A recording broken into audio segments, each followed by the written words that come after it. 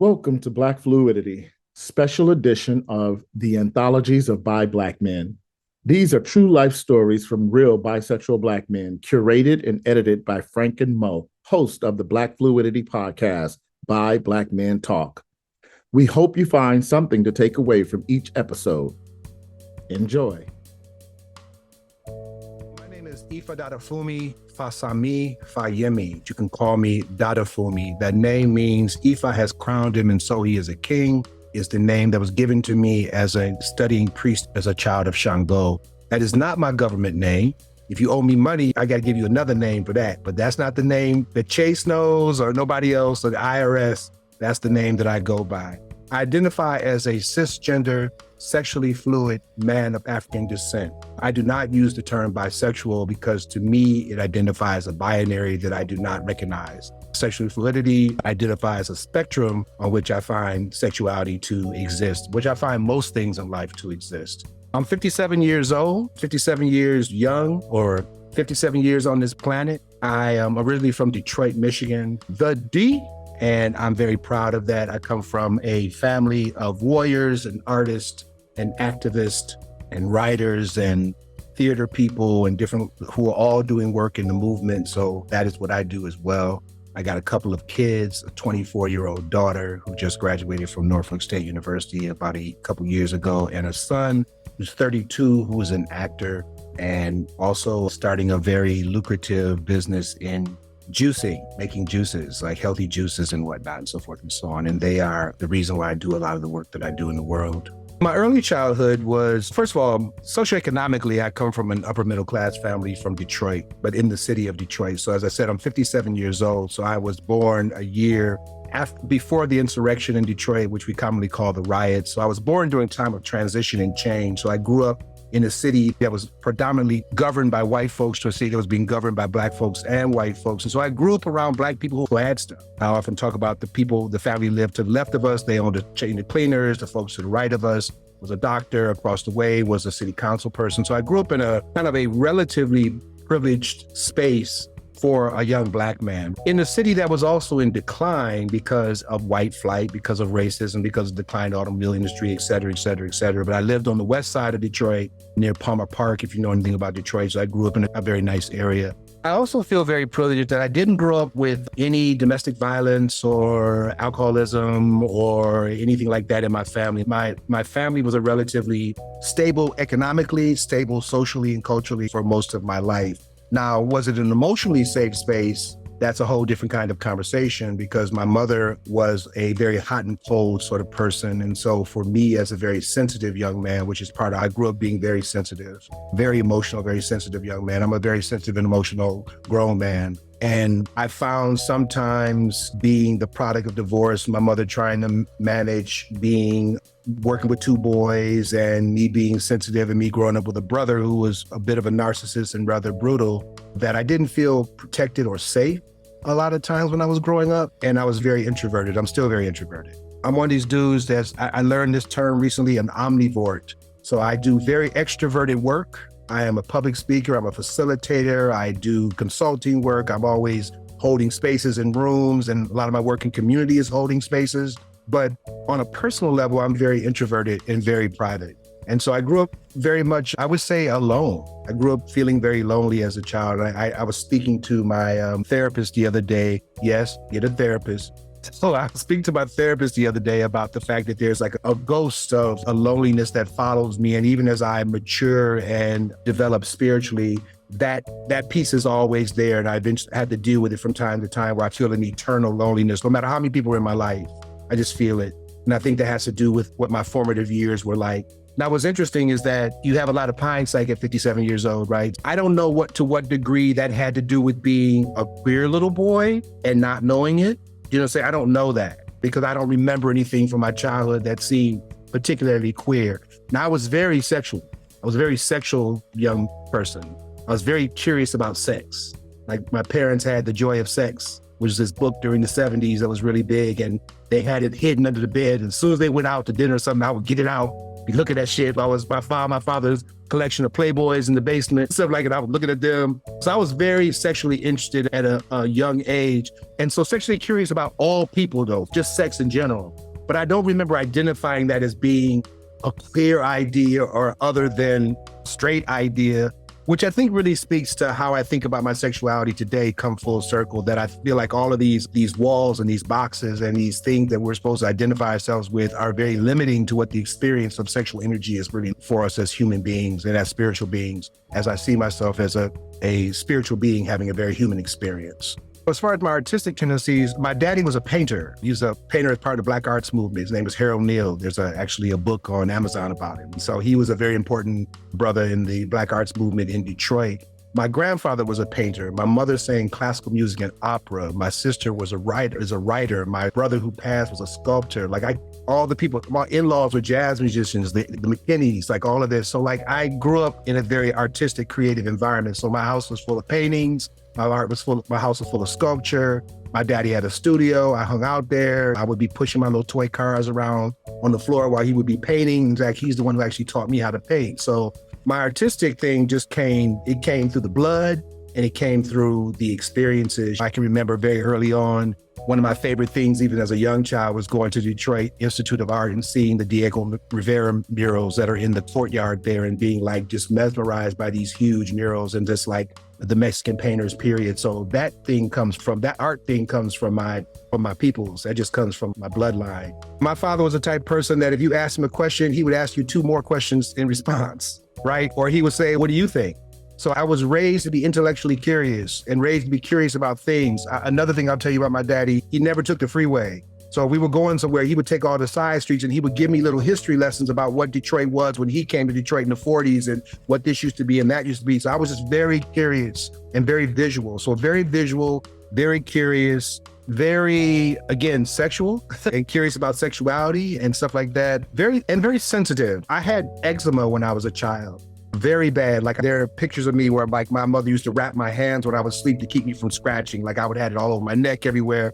So when I say I was sensitive, holistically, my skin was sensitive, my emotions were sensitive. I was a sensitive being. And so I think that's part of the reason why I said earlier that my mother was a little bit challenged with what to do with that person. Yeah, I would say sensitive, curious, sexually, everything falls under curious. Sexually curious, intellectually curious about all kinds of things. One other thing I would say about my family as well is that my parents didn't take us to Elias Brothers Big Boy, which was a restaurant in Detroit, when we went out for dinner, and then take themselves to the Russian tea room. If they went to the Russian tea room, they took us. And so I grew up with a very broad palette. So I was eating cannolis at 4. So I grew up liking different kinds of things. So I'm curious about food too. I don't call myself a foodie because I think that's some corny shit.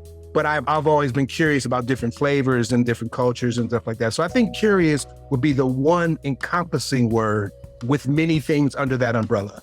I would describe my parents as excellent providers of opportunities and of safe spaces for me to be in. I'm going to pull back a little bit from the word protective because that can mean on all kinds of levels. I think I shared a few minutes ago that emotionally I didn't necessarily feel safe. So was I protected by my mother when stuff went down in the household? No. In fact, I was rather the opposite. I was sent to therapy at 14 years old. Actually, younger than that, probably 12, because I was having probably a response to the divorce, and I was also being bullied, and I was being bullied in the household by my brother, who's actually younger than me, but whatever. And so did I feel protected? I think I'd have to say, yeah, but I was provided for with lots of experiences and safe spaces to live in. Like I said, there was no DV in my house or nothing like that going on. It was a safe space. And also, remember, I told you I'm 57. I grew up when if you got into some shit around the corner, by the time you got home, your mama had already gotten a call from Miss Johnson around the corner that you was around the corner lighting matches. And you're not supposed to be lighting matches. So I grew up also in a safe environment. I caught the tail end of Black community when it was still community in that deeper sense. I don't want to mischaracterize anything. I wasn't running downstairs to my mom in the kitchen being like, look at these big titties on this chick. I was like, look at my ding-a-ling.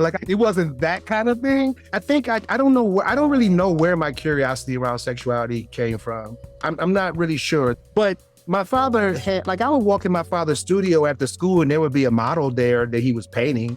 it'll be defined as sister, you know what I'm saying, like laying up on a chase or something like that. I was exposed to things like that, you know what I'm saying? But also, I think I was also, because my parents were artists, there were people of all kinds of sexual orientations around all the time. Like my mother had gay friends. Harvey was one of her gay friends. I remember who used to wear big ass pink curlers in his hair and all that kind of shit. So there were people around that I knew were straight, even though I didn't know what that term was. I knew they were different. They were friends of my mother, friends of my father. So I knew that was different. So what I can say about my sexual curiosity, which actually comes a little bit later, is that when I decided that I was going to explore it, it didn't feel like I was doing something wrong. However, when I did first start secretly buying Hustler magazine because it had soft porn in it, there might be a dick and a pussy in there at the same time. When I started buying those magazines, I did buy them because I wasn't supposed to have porn, period. I don't think it was a matter of whether I had straight porn or gay porn or whatever porn. It was just porn.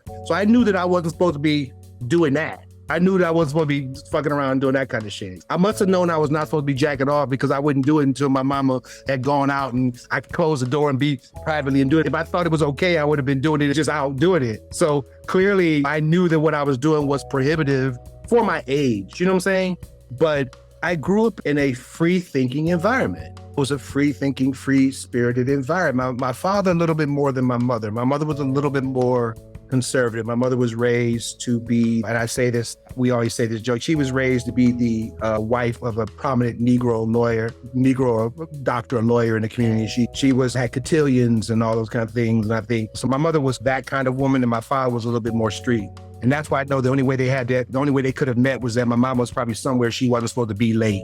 That's the only way she could have met my father. She was taken out somewhere she wasn't supposed to hang out at, some jazz club somewhere. But the environment contributed to me knowing as I developed in my sexuality that I wasn't broken or wrong, or even though my mom was very much a church woman, you know what I'm saying? She's very much a Sunday church woman. There was nothing that was ever said to me that made me feel like something about this was not right. But I will say that my father only ever used the word faggot.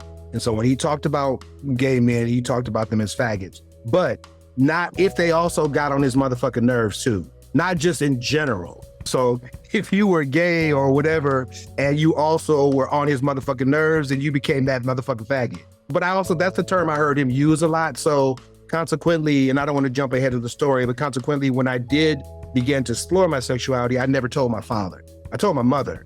My father went to his grave, we never had a conversation about it. Now, but I just didn't want to create any additional things. My father we had the relationship that a lot of Black men have with their fathers, where it's like love and tension, same time. So I didn't want to create anything else for us to have an issue with each other on. I didn't know how he would take it, so I never told him. I think that the old saying that hindsight is 20/20, and the more distance you get from it, actually, the more perspective you actually have. So as I get older, I realized that my coming into my sexuality was happening much earlier than I realized it was happening, but I didn't necessarily know what was happening, so I didn't name it in my mind. So I can remember my best friend, Gary McIntosh and Mark Jefferson, who were my good friends when I was in junior high school. I remember being aware of their attractiveness to girls and being aware of how my friend Mark Jefferson's Calvin Klein jeans fit on his bow legs. And that was attractive, or I saw it as being attractive to other people, or attractive to women, but I don't know if I saw it as being attractive to me at that moment. But in retrospect, I was aware that I was also a little bit attracted to this. I realized that, like, when was it that I first started sneaking and buying the Hustler magazine? My initial thought was, oh, that was 14, 15 years old. But no, that had to be about 13 or 12 years old, because I remember doing it before I got to high school, or in the first year of high school. So how old are you when you first get to high school? So this was earlier than I thought it was. So, and when I was looking at this Joy of Sex book that my parents had under the bed, or looking at this other little gag gift, playful porn book that they had that was in their dresser drawer, I was very young when I was doing that kind of stuff. But in terms of my sexuality as a sexually fluid person, I think I would say that I started to come into that at the point in which I stopped buying Just We, which was a porn magazine of the time, or Penthouse, which is a porn magazine of the time, or Playboy, which is a porn magazine of the time, and started looking at Hustler. because I was aware that there was soft porn and hustler. There was dicks, and like I said, there were men and women in the hustler layouts. And so when I started to gravitate towards that is when I would say that I first started to come into my curiosity more. Because I can remember times in junior high and in early high school years, being aware of the chitter chatter of the girls about like their little sexual exploits with these boys, and whether he had a big dick or not or whatever, and me being aware of that, and then me checking out between motherfuckers' legs and seeing a bulge here or there.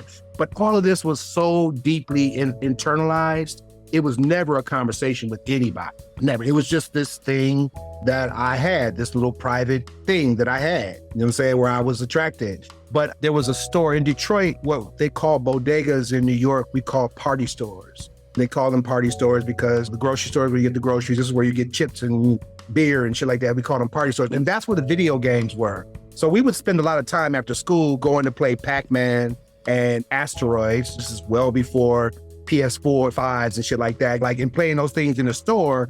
And I remember there was a brother who worked in this particular store, Pelzer's. And I remember watching him.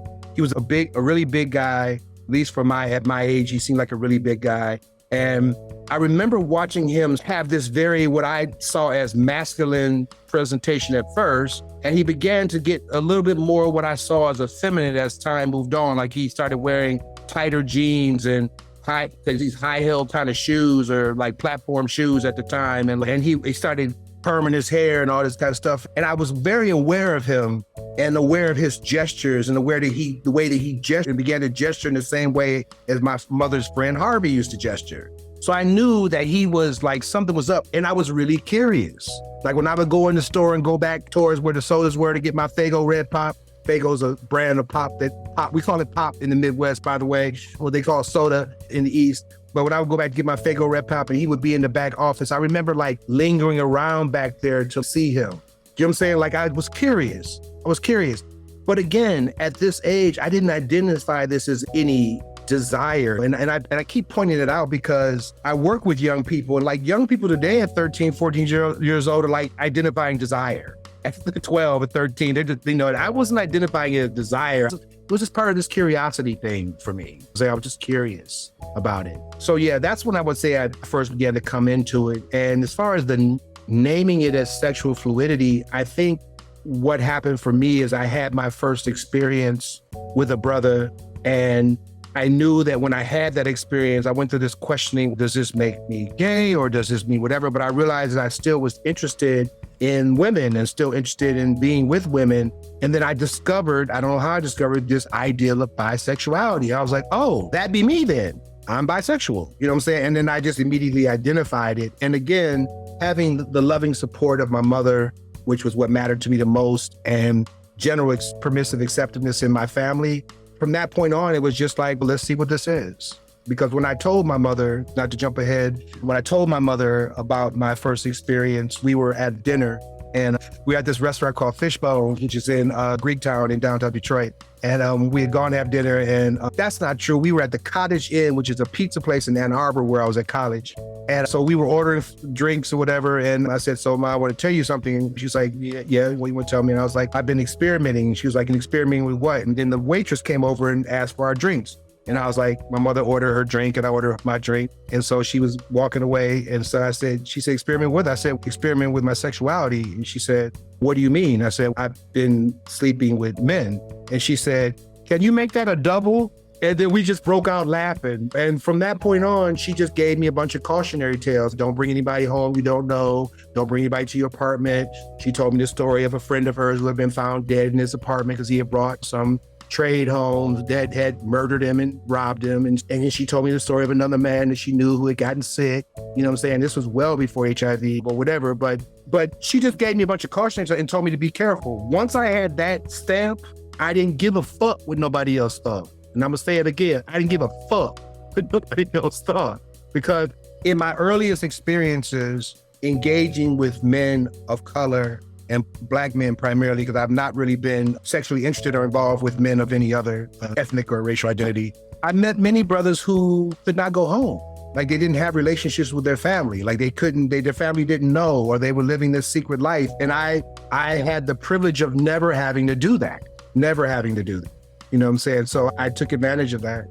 I was straight presenting and straight performing and straight in relationships all the way up through the end of college. Even though I had this permissive, I wouldn't even say permissive, just accepting and loving space that I grew up in as far as who I was as a person, that doesn't mean that I wasn't affected by peer pressure and what it would mean for my friends to know that I might be looking at dicks here and there. Like that wasn't something I was ready to deal with, right? So when I was in high school, I had girlfriends. And when I was in college, I had girlfriends, and I always had girlfriends. I think what was happening is that when I was in college, I was on the low, experimenting, going to the gay bookstores, getting my dick sucked, going into doing stuff like that. I was on the low having these experiences, but I had very clear demarcation lines, right? So I did not kiss men. I certainly didn't fuck men. I certainly didn't get fucked. Like I was just into getting my dick sucked. Maybe I might feel on your dick. I'll feel on you, but it was a gradual movement towards feeling more comfortable. So even in my very first experience, this was a brother that I played ball with. We used to work out in the gym during the summer of when I was in my earliest undergrads. I went to Wilberforce University first in Ohio. When I was going to Wilberforce, I was in the big process of transferring back to up north to go to school in Michigan. And I caught back up with him. We used to work out in the gym in Detroit, and we were coming home from the gym. And I'm not proud of, this is something I would never say today out of my political correctness and whatnot, but I always knew that Bruce had a little sugar in his tank, right? Something about it, I was like, okay. But Bruce was this big dude, and my thing when I was first attracted to men is they were archetype, what I considered masculine men. They were big dudes. They were whatever my fantasy was, it didn't involve being with a little bitty motherfucker. It involved with somebody and he was a big dude, bigger than me. He was a linebacker. He was a big dude. We used to work out. And one day we were coming home from the gym, and he propositioned me to suck my dick. And we were really good friends. And so my thing was, nah, bro, I'm not really into that. If that's your thing, it's cool. I don't have a problem with it, but I'm not really into that. And knowing good and damn well that I was very much trying to sneak by in Black Inches magazine and shit, and very much into that, but wasn't ready to step over that line yet, right? And so I was just still in this private curiosity space. When I was in undergrad, my reputation was as a ladies' man on campus. I was a student leader. I was president of Black Student Union. The ladies liked me humbly. I had a reputation as a ladies' man. So whatever I was doing on the side, whatever I was doing in the shadows was not known. With the exception of one situation where I ended up fucking around with this dude from student government who ended up telling somebody else that he fucked around with that dude, president of Black Student Union. And then a rumor started, but my reputation was so tight. It's like when you tell people LL Cool J is down, they're like, nah, Cool J. Yeah, LL Cool J. They don't want you got LL. No, not LL Cool J. He got all the ladies. It was that kind of reputation. So when people brought it up, motherfuckers was like, he got too many, nah. So it was something that could be deniable. I had plausible deniability. What do we call it? It was deniable. So going back to my first experience, and then we were coming home from the gym, and he propositioned me a second time. And again, I turned him down again and shit. And then I transferred schools. I was up in Michigan, and I was living off campus, and he came up and we worked out in the facilities on campus and stuff as we normally did. And we came back to my apartment to watch football games and just chill out, get some beers, chill out. So we came back to the apartment. We just came back from the gym. I set him up with the beers and whatnot, TV, whatnot. And I said, I'm gonna grab a shower right quick. I came back from the shower, I had my bathrobe on. I was sitting on this stool in front of my drafting table because I did my degrees in art, right? So I had my drafting table. I was sitting on the stool, and he just got down on his knees, undid my robe, and just started sucking my dick. And what I can say is that immediately I was like, oh, I'm with this. Because I've always been a person where if it isn't harming anybody or hurting anybody, I'm with it. I'm okay. It can be on the menu. So I knew this was going to be on the menu from that point forward. And so then from that point, it was just these gradual steps towards being more honest with girlfriends. So I had a girlfriend at the time. I told her. I had another girlfriend I got. Any girlfriend I got, I would begin to tell. It was slowly, as I was getting ready to graduate from college and didn't have anything to lose in it, Like I told my girlfriends, like, yeah, this is what's up. This is what the situation is. I still didn't know what living as a polyamorous man was going to look like, because I define myself as polyamorous because I am a non-monogamous, sexually fluid man. So I always have a woman and a man in my life at the same time. So that makes me default polyamorous. So I didn't know what that meant or how I was going to negotiate that. And men at that time still had a very peripheral kind of space in my life. Like I envisioned a future and relationships and marriage and all these things with women. And with dudes, I envisioned the next time we were gonna fuck. There was no bigger thing with men. It was easy to really negotiate it as just an extracurricular activity. I did not acknowledge my mutual ability to love and to care and to be in relationship with men until I started doing my organizing work in 2015.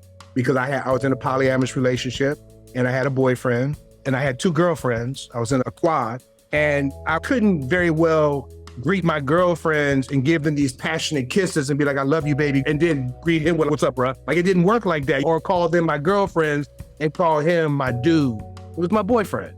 And so it was one of the many things in my life that caused me to erase those arbitrary lines that you maintain in order to maintain your heteronormative identity and your sense of masculinity. Like, I don't kiss. I don't suck dick because that makes me gay. I get my dick sucked. Okay. Like, all these kind of things are these arbitrary lines, and they really have to do with the way we are socialized to understand our masculinity and the way that we are socialized to understand heteronormative practice as being the norm. And so like you want to hold on to those pieces because you don't know what's on the other side in the unknown. If I let go of this, then what? You know what I'm saying? And I would also say for me, I did not know MSM. I didn't know men who slept with men, or I didn't know men who identified as same gender loving. What I knew was very flamboyant, what I called like sissies type men. And I was like, I'm not that. Like, I was very clear I'm not that. And I was clear I'm not that because on one thing, I didn't want to be that out of the whole thing I just shared, but also I just knew that wasn't me. And so I didn't know what it meant. What does this mean? What does it mean for a future? Do you still get married? Do you not get married? Can you still have kids? All those kind of things. Fluid by Design came out of a need to meet more people who were like me. I was the only openly sexually fluid Black man that I knew, period. And I felt like I was always the unicorn in the room, the unusual. I was always in these conversations where I was either in gay spaces defending the reality that sexually fluid people exist, or in straight communities trying to explain, so you're not gay, but you are straight. What is that? So I just felt very alone. And I knew that there had to be other brothers out there who were trying to negotiate these same landscapes. And so I was introduced to a brother named Fluidity. He was the only other Black bisexual sexually fluid dude I ever met. And I was introduced to him because I had this idea of building a space. Now there was a group in New York called Bi Request, which was a white bi group. And I went to one of their meetings with white people, talking about white people shit and white people's experiences. And there was 1 or 2 Black dudes in there.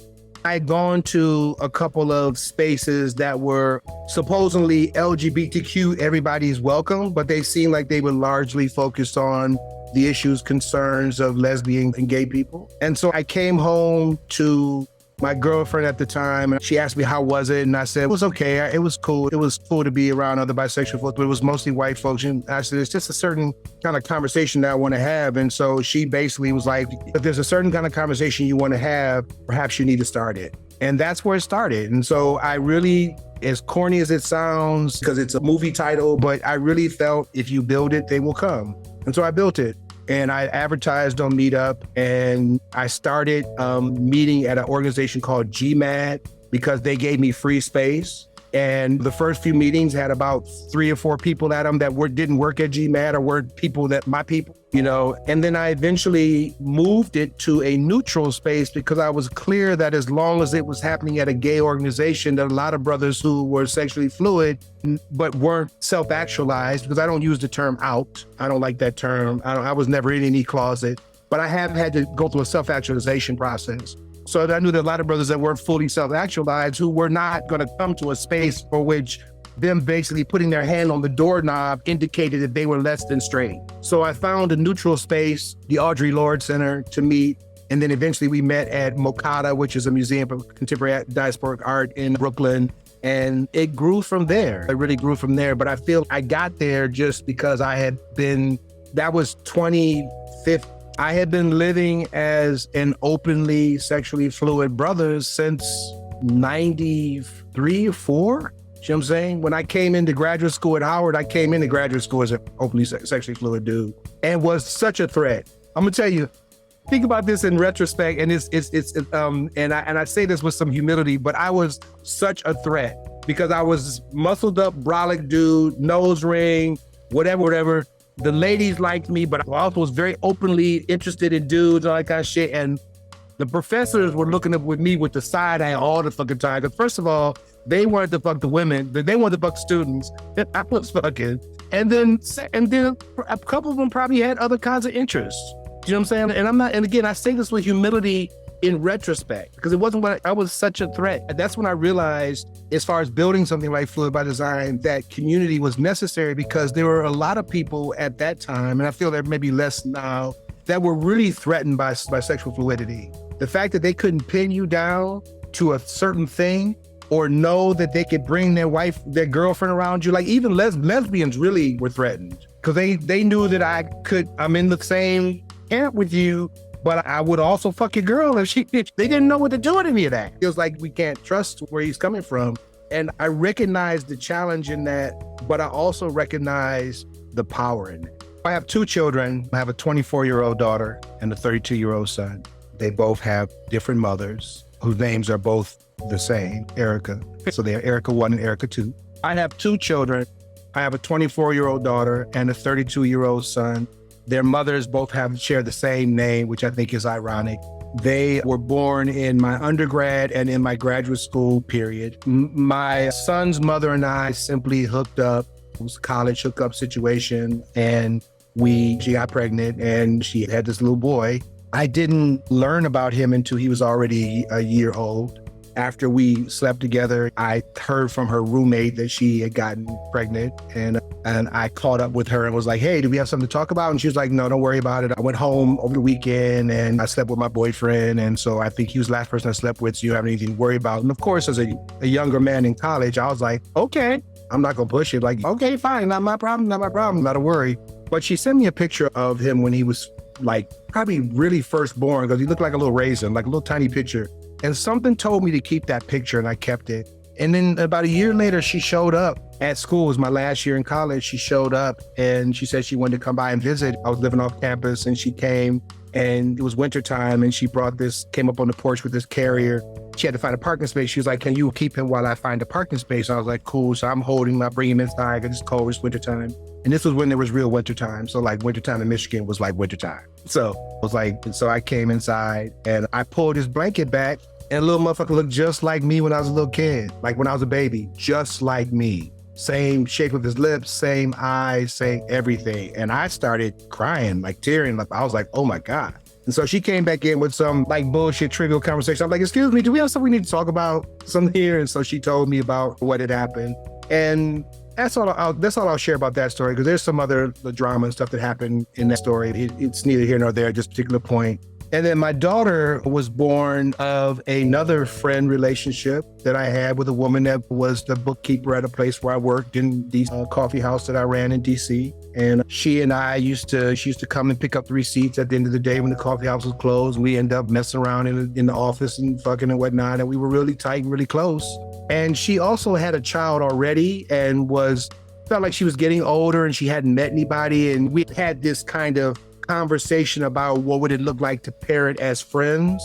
But it wasn't a serious conversation, but it was like a conversation. But I don't know, 3 months later, 2 months later, whatever time later, we went to a go of DC, go music. And we went to a go and left the go and went to Kennedy's Fried Chicken. If you know anything about DC, Kennedy's Fried Chicken up on Georgia. Went to Kennedy's Fried Chicken, came home, had some tequila and fucked. And that was one of the few experiences I can say where at the point of ejaculation, we both looked at each other like, uh-oh. I just knew that what came out was not just sperm, it was life came out and life was produced. And so My daughter was born of that union. So as far as marriage is concerned, I don't know if there's been too many women in my life that really wanted to marry me.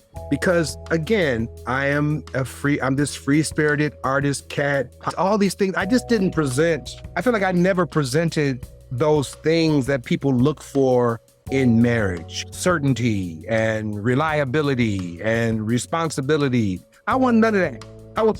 I wasn't no trifling ass motherfucker, but I wasn't any of those things. You know what I'm saying? And I used to always say, my saying was, I'm nobody's boyfriend. I wasn't even too many people's boyfriend. I used to say this jokingly. I was that dude in the glass box that you break the glass on emergency and call me. Like, I was that dude. I was many women and men's side nigga, like other dude.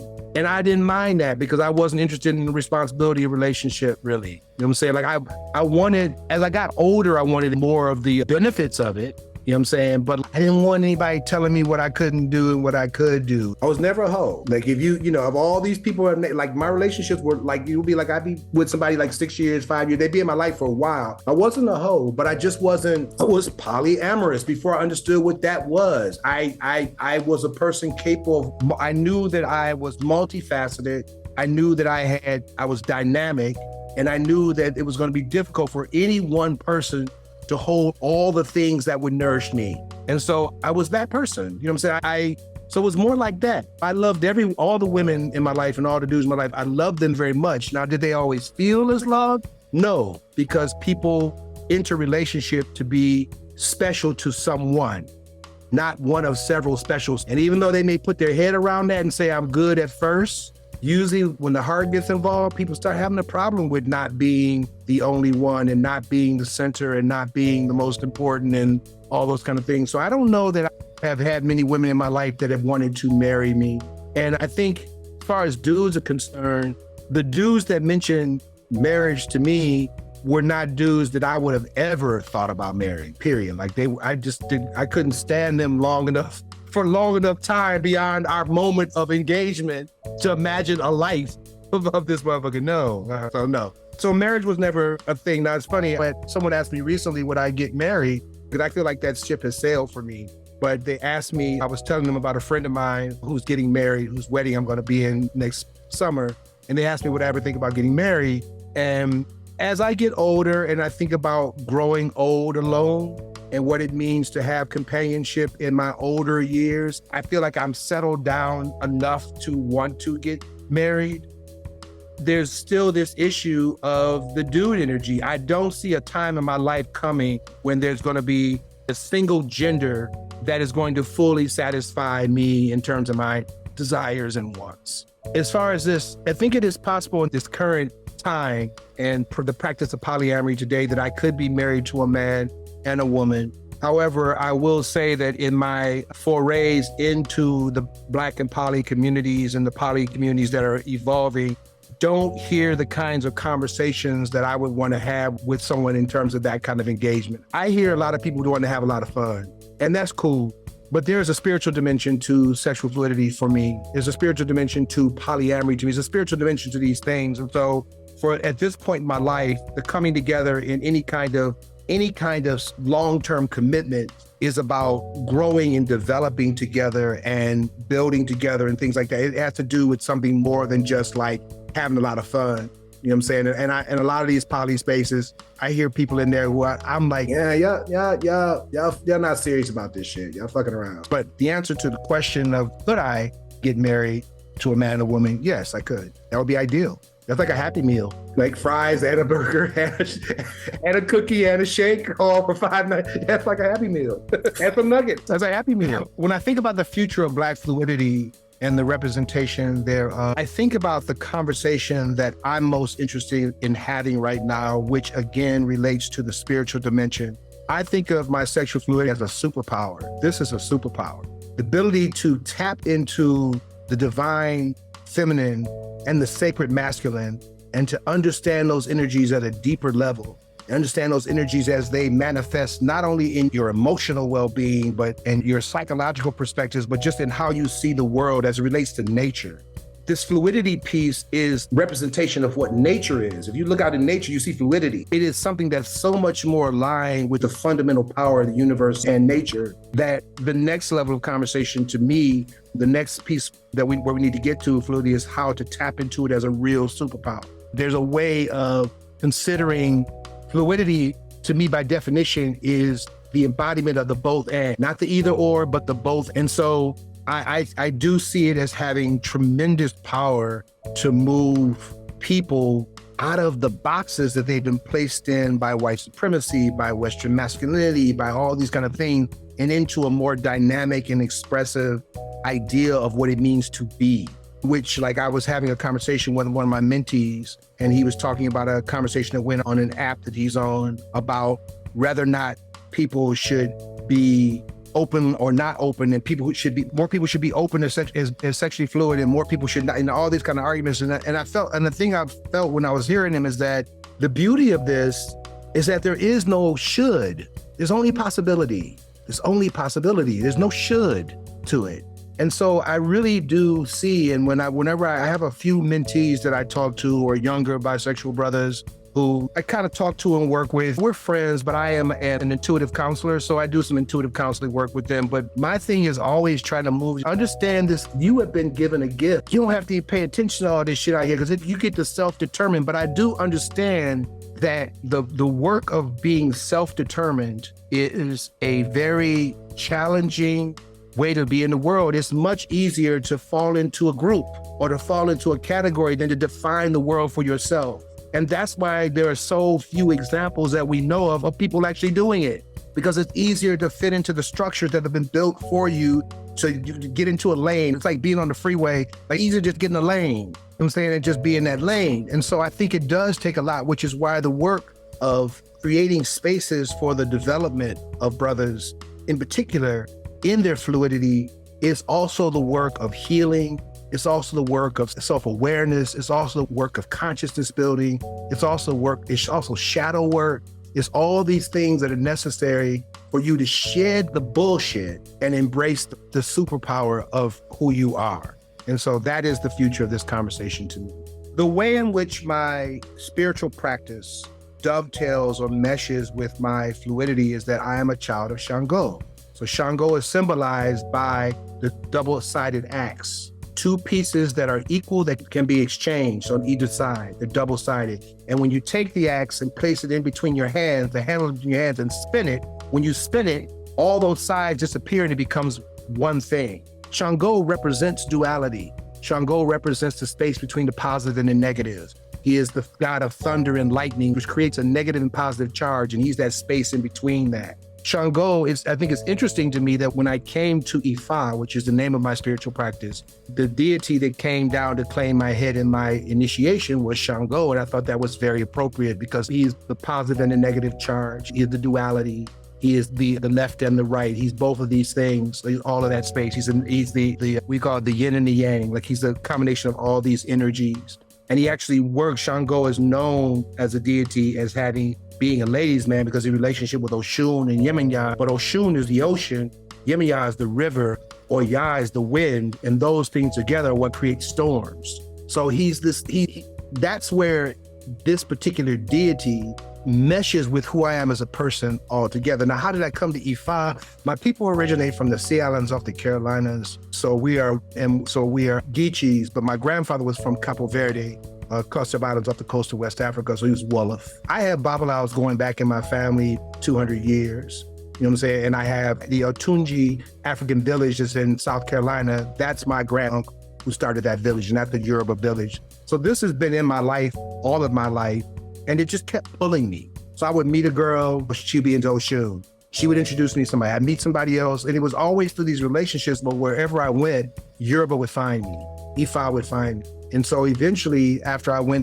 started this healing journey, which is about maybe 7 years old at this particular point, which began with me being hospitalized for anxiety and depression. When I came out of that, I was not directed to this psychiatrist or that psychiatrist. I was directed to Reiki masters, to acupuncturists, to herbalists, and to a spiritual practice. And so this became both my healing and my salvation. and the thing that pulled everything together, because I learned more about who I am as a person. And this is inclusive of my identity, my sexual orientation, and my duality, or my fluidity, or my spectrum, whatever you want to call it. I learned more about myself as a person through Ifa, through understanding my numerology, understanding my natal chart, like where my planets actually are. Like I have several planets in Pisces. So this spiritual thing makes sense. 1 foot in the spiritual world, 1 foot in this world. You know what I'm saying? So there's a lot of things that started to make sense that when I was a young boy just made me feel weird and strange and quirky. And I would say stuff like that. I'm weird. I'm strange. No, I'm not. I'm magical. That's what I am. I have a certain juju that's been developing, and that's what's been developing over a period of time. Thank you for listening to Black Fluidity special edition of the Anthologies of Bisexual Black Men. Until next time, have a great day.